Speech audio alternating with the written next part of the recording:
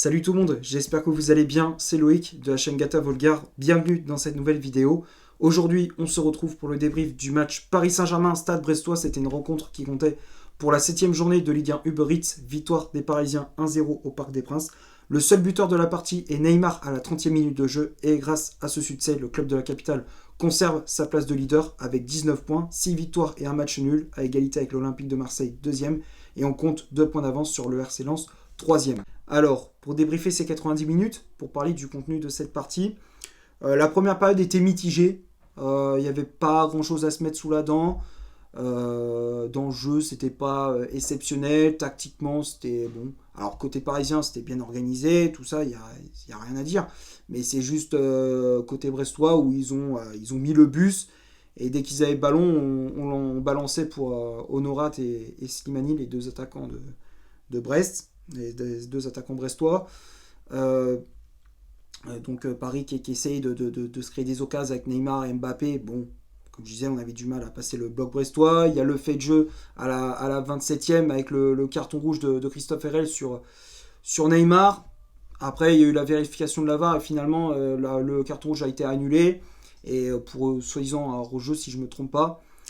Et après, ça n'a pas empêché les Parisiens d'ouvrir le score à la demi-heure de jeu sur une belle ouverture de Messi, la Pulga qui déclenche une passe magnifique pour Neymar dans la surface de la passion qui contrôle pied droit avant d'enchaîner pied gauche.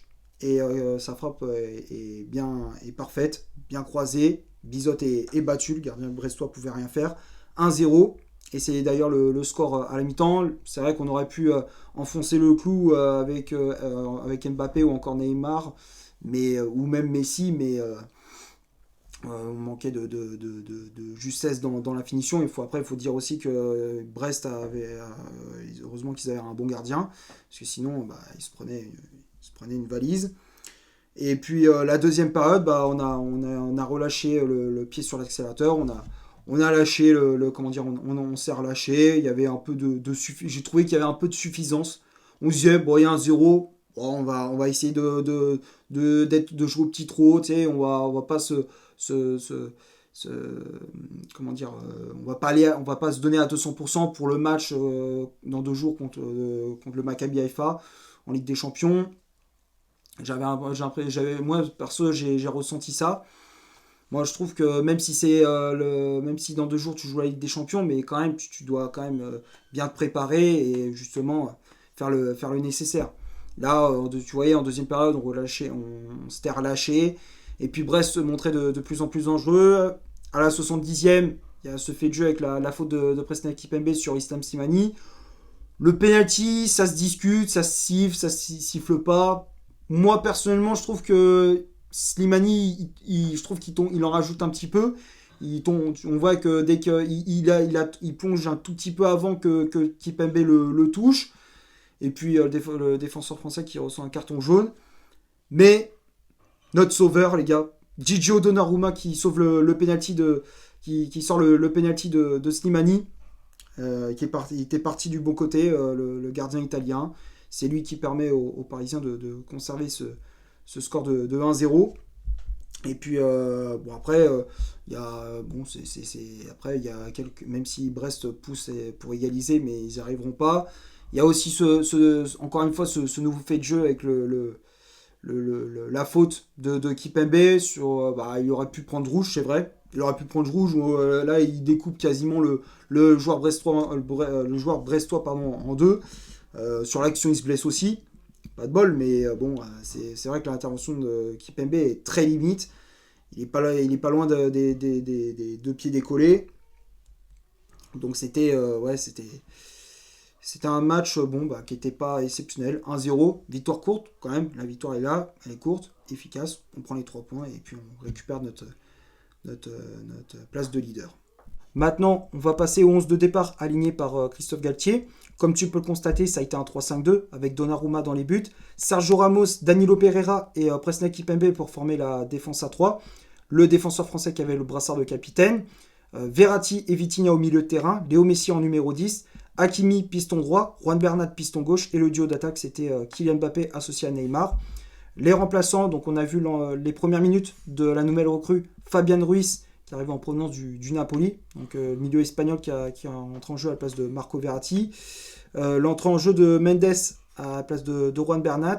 Marquinhos, qui a joué quelques minutes et qui a pris la place à Vitinha. L'entrée en jeu de Pablo Sarabia à la place de Neymar. Et le jeune Hugo Ekitike à la place de Kylian Mbappé.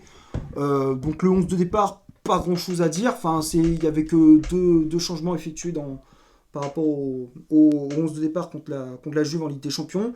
Il y avait la titularisation de Danilo Pereira en défense à la place de Marquinhos et celle de Juan Bernat à la place de Nuno Mendes.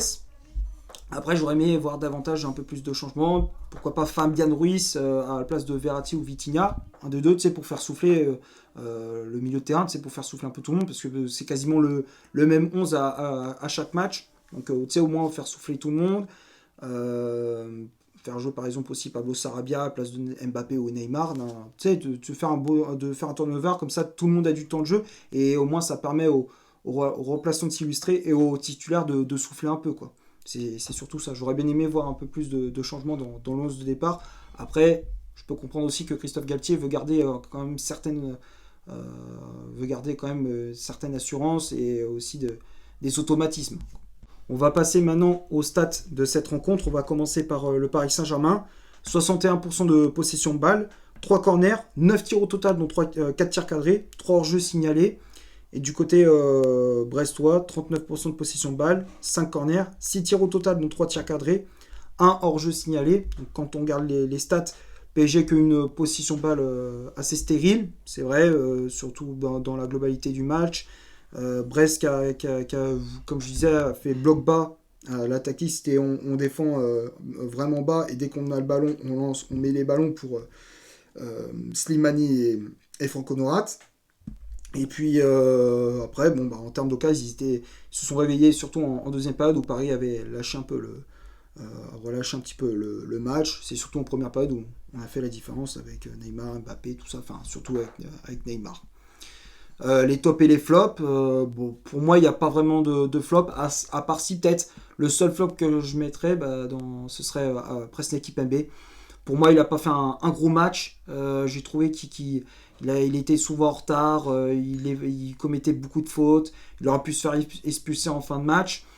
Non, pour moi il n'a pas fait une bonne prestation. Sinon à part ça, le reste il était bon. Donnarumma a fait un bon match, même si les relances au pied, il a vraiment du mal avec ça. Il faut qu'il travaille vraiment son jeu au pied, parce que sinon ça risque de nous coûter cher en Ligue des Champions ou même en championnat.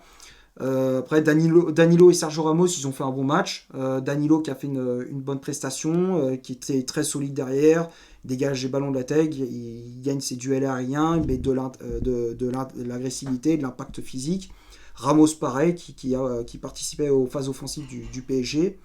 Verratti et Vitinha, c'était très propre. Vitinha qui, comme d'habitude, toujours là dans la conservation du ballon, distribue le jeu pour les attaquants, pour les pistons. C'est toujours propre techniquement, il n'y a jamais le geste de trop. Verratti, pareil. Messi, très bon match aussi, passe décisif sur le but de Neymar. Encore une fois, il a été bon.